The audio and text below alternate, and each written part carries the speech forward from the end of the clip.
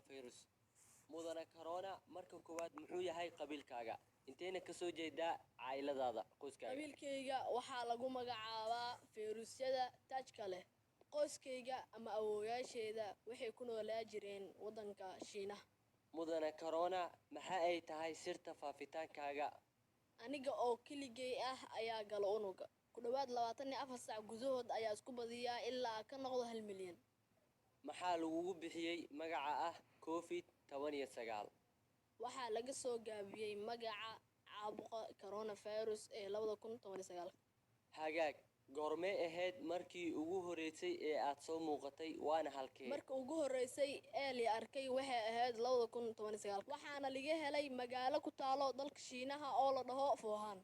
gartay marka adiga sidee ku faaftaane waxaa raaca dhibaca yaryar ee ka imaada hindisada qofka qaba coronavirus salaanta habisiinta iyo shumiska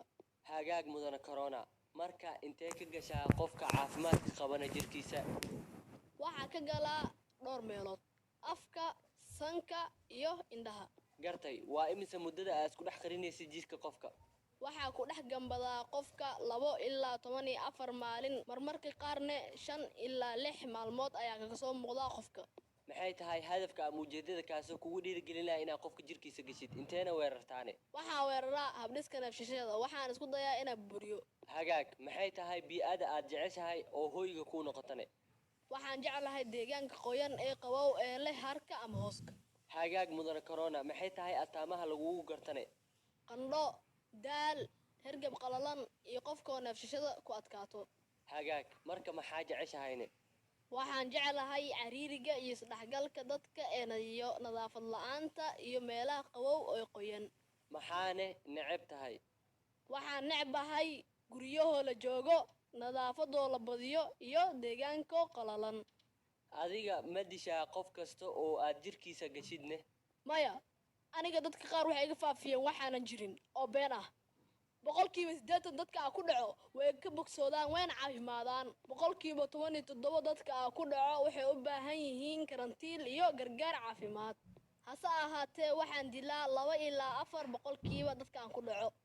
maxay tahay sifada uu leeyahay qofka aad dili kartid waxaan dilaa dadka waaweyn ee cayiran ee qabo cudurka sokorta dhiigkarka iyo cudurrada habsadiska neefsashada ma ku dhacdaane carruurta yaryar maya waa u naxariistaa carruurta yaryar haddii jeer waxaa badan inta aan ku dhicin cudurka ma i baraysaa qaabka aan kaaga hortagi karo adi haa dhab ahaantii marka koowaad ku sugnaa gurigaaga ka fogow meelaha dadka iskugu imaanayaan gacmahaadana si joogtaa u dhaq waa inaad yareysaa wax walba aad taabanaysid mudane corona waxaan ogaanay oo baranay wejigaaga madow ma leedahay weji kale oo cad haa waa leeyahay weji cad waxaana qabtay shaqooyin muhiim ah waxaana ka mid ah inaan nadiifiyey deegaanka oo fududeeyey inay isla hadlaan qoyska isla sheekaystaan waxaa qabtay shaqooyin ay qaboweysa hay'adda caafimaadka adduunka waxaana ka mid ah inaan dadka baray nadaafadda khaasatan dadka aan muslimka ahayn mudane corona haddeertaan qalbigaaga ma kuu degayne